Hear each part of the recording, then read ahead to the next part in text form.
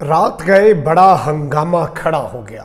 Chief justice Umar Ata Bandial के इस्तीफे की खबरें इस वक्त गर्दिश कर रही हैं।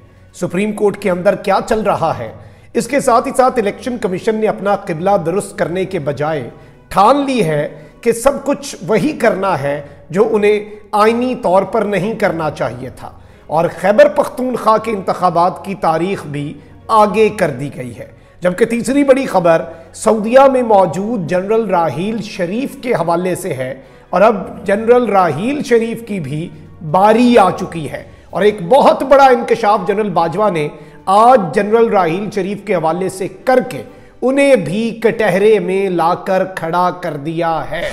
बिस्मिल्लाहिर्रहमानिर्रहीम, अस्सलाम वालेकुम नाज़रीन कराम, मैं हूं मखदूम शहाबुद्दीन और आप देख रहे हैं मेरा फेसबुक और यूट्यूब चैनल। उम्मीद करता हूं आप सब लोग बखैर वाफियत होंगे और जहां भी होंगे अपने अहले खाना समेत खुश भी होंगे और महफूज भी। नाज़रीन कराम, इस वक्त बड़ी अहम तरीन खबरें हैं मेरे पास जो आपके सामने रखनी है, और काफ़ी ज़्यादा अपडेट्स हैं, काफ़ी ज़्यादा खबरें हैं। एक एक करके सारी बगैर वक्त ज़ाया किए मैं आपके सामने रखता हूँ। इलेक्शन कमीशन ऑफ पाकिस्तान ने खैबर पख्तूनख्वा असम्बली के इंतखाबात की तारीख का ऐलान कर दिया है। नोटिफिकेशन के मुताबिक खैबर पख्तूनख्वा असम्बली के इंतखाबात 8 अक्टूबर को होंगे। गवर्नर खैबर पख्तूनख्वा हाजी गुलाम अली ने 8 अक्टूबर की तारीख इलेक्शन के लिए तजवीज़ की थी, और इस सब के अंदर पंजाब असम्बली के 30 अप्रैल को होने वाले इंतखाबात ऑलरेडी इलेक्शन कमीशन 8 अक्टूबर की तारीख दे चुका है। इस हवाले से तहरीक इंसाफ की सुप्रीम कोर्ट में दरखास्त भी है कि जब सुप्रीम कोर्ट का फैसला आ चुका है तो इस सब के अंदर 5 रुकनी बेंच ने जारी बात है कि अभी भी इसकी समाअत 5 रुकनी बेंच जो है वो 2 दिन से कर रहा है, कल फिर इसकी समाअत होनी है।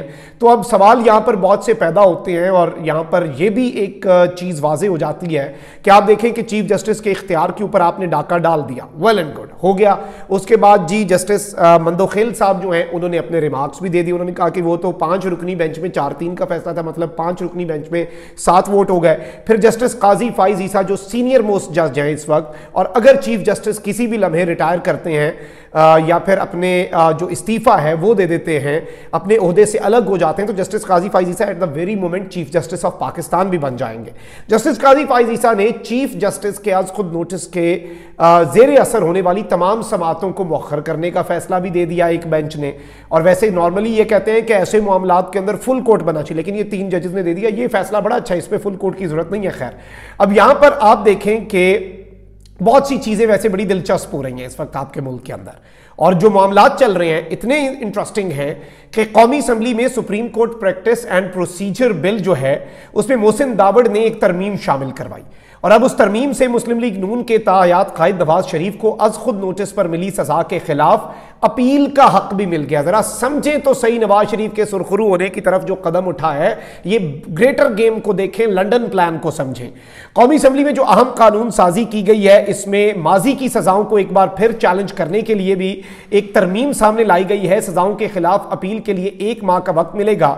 30 दिन में 1 टाइम अपील के हक से साबिक वजीर आजम नवाज शरीफ के साथ साथ यूसुफ रजा गिलानी, जहांगीर तरीन समेत अज खुद नोटिस के फैसलों के दीगर मुतासरा फरीक भी फायदा उठा सकेंगे। और इस सब के अंदर मोहसिन दावड़ की तजवीज करदा तरमीम जो है वो इस प्रोसीजर और रूल्स का जो एक 2023 का ये तरमीमी मामला है इसमें ऐड कर दिया गया है, और इसमें और भी बहुत सी चीजें जो हैं वो सामने ये लेके आए हैं। और जारी बात है, मोहसिन दावड़ ने तो कहा कि कराची का नस्ला टावर जो है वो आज खुद नोटिस की वजह से गिराया गया था, और इसके मुतासरीन जो है उन्हें 30 दिन में अब अपील का हक होगा। लेकिन ऑब्वियसली आप ग्रेटर पिक्चर देखें, अवाम की किसे फिक्र होती है, असल मामला तो नवाज शरीफ का भी सेट हो गया, उल्लू उनका भी सीधा हो गया। अच्छा, वहीं दूसरी जानिब आप ये देखें कि चीफ जस्टिस जो हैं वो मामलात हल करवाना चाह रहे हैं। चीफ जस्टिस ने यह भी बात कही कि अटॉर्नी जनरल वजारत दाखिला और दिफा से कम वक्त में इंतखाबात का पूछ कर बताएं, और इस सारे के सारे मामले के अंदर उन्होंने कहा कि अदालती कार्रवाई किसी को फायदा देने के लिए नहीं है। गुज़श्ता रोज शफाफ इलेक्शन के लिए सियासी दर्जा हरारत कम करने का कहा हमने, लेकिन किसी फरीक ने सियासी दर्जा हरारत कम करने की यकीन दहानी नहीं कराई। इस पर मैं आपको यह बता दूं कि पीटीआई के वकील ने यह बात भी कही, अली जफर साहब ने, कि जी हम मुकम्मल यकीन दहानी कराने के लिए तैयार हैं। और चीफ जस्टिस ने यह बात भी की कि यकीन दहानी फिर किसकी तरफ से है, आप नाम बताएं उसका। और इस सब के अंदर चेयरमैन पीटीआई की जानिब से तहरीरी यकीन दहानी सियासी कशीदगी कम करने के लिए वो भी तैयार हुए पड़े हैं। लेकिन जाहिर बात है, उन्होंने कहा कि फिर चीफ जस्टिस ने यह बात की कि हुकूमत की जानिब से, अब हुकूमत कहां पे यकीन दहानी कराएगी, हुकूमत चीफ जस्टिस की बात का मान कैसे रखेगी।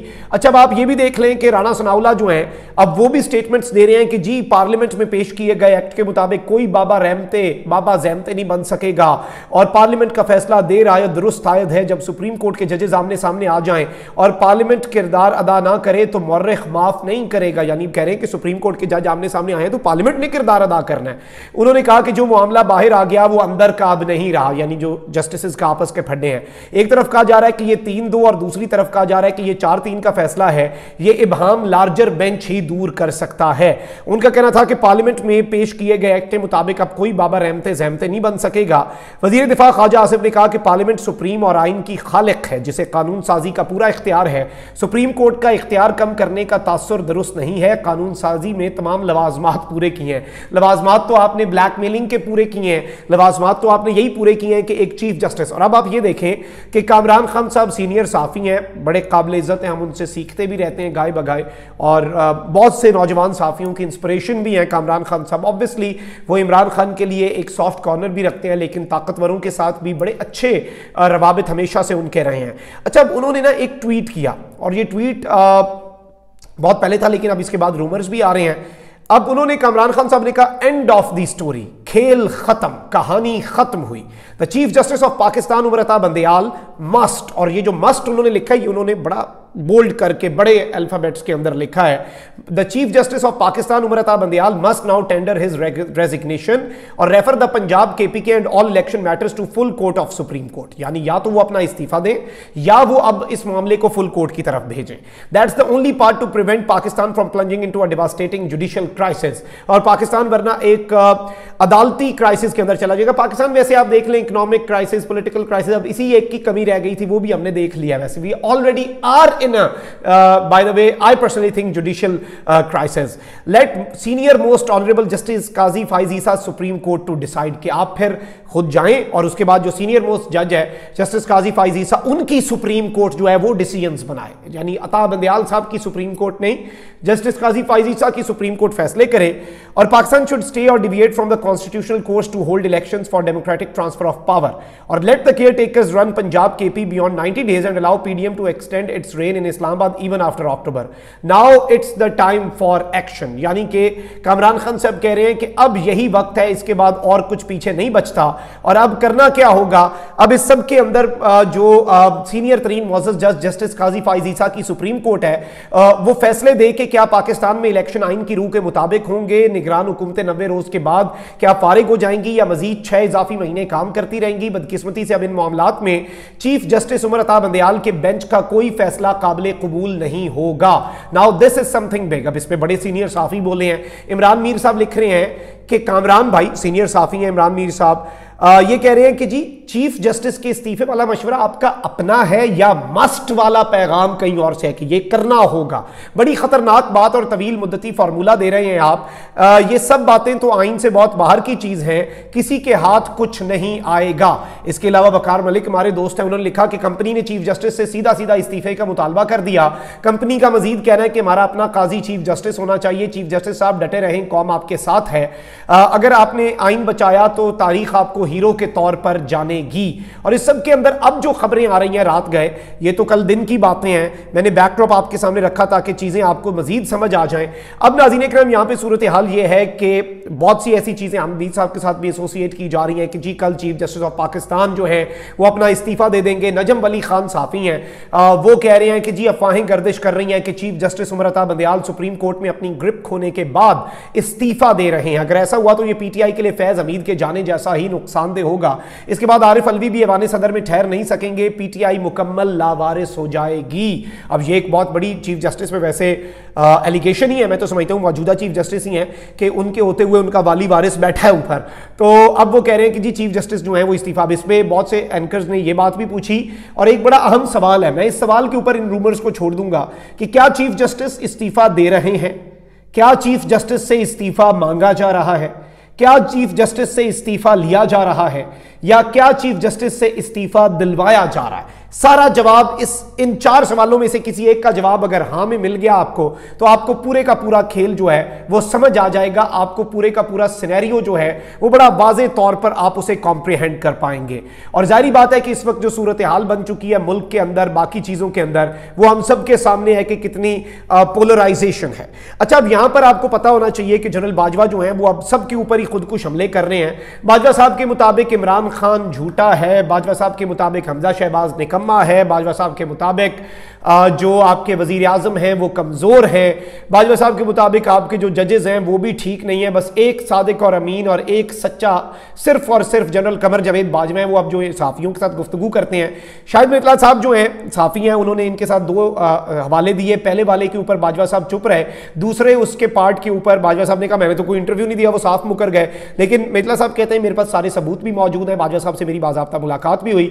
अब बाजवा साहब का जो नया निशाना है वो जनरल राहील शरीफ है, और कह रहे हैं कि जनरल कमर जावेद बाजवा ने उनको बताया, शाहिद मितला साहब को, कि डॉन लीक्स में कुछ भी नहीं था, डॉन लीक्स कुछ भी नहीं था। यह सारा मामला जनरल राहील शरीफ ने एक्सटेंशन लेने के लिए खड़ा किया था, लेकिन नवाज शरीफ ने उनको एक्सटेंशन नहीं दी। अब ये एक बहुत बड़ा एलिगेशन है और जनरल राहील शरीफ के ऊपर भी, और इसके अंदर इवन ये बातें भी अब सामने आ रही हैं कि इस पूरी की पूरी सूरत हाल के अंदर जनरल राहील शरीफ ने एक्सटेंशन लेने के लिए ये पूरा मामला खुद घड़ा, और कहते हैं कि मैंने आसिफ गफूर को फोन किया और अंग्रेजी में नवाज शरीफ की हुकूमत को बुरा भला कहा कि उनसे कहो कि पूरा नोटिफिकेशन इशू करें डॉन लीक्स का। जनरल आसिफ गफूर ने अपने तौर पर नोटिफिकेशन रिजेक्टेड का ट्वीट किया, यानी वो नोटिफिकेशन इज रिजेक्टेड वाला ट्वीट भी मैंने नहीं किया था, मैंने नहीं करवाया था। आसिफ गफूर साहब एक्टेड ऑन हिज ओन, यानी बाजवा साहब हर अच्छी चीज बाजवा साहब ने की है, हर बुरी चीज, और इवन जनरल राहील शरीफ, नवाज शरीफ के बयानिए की जीत हुई है आज।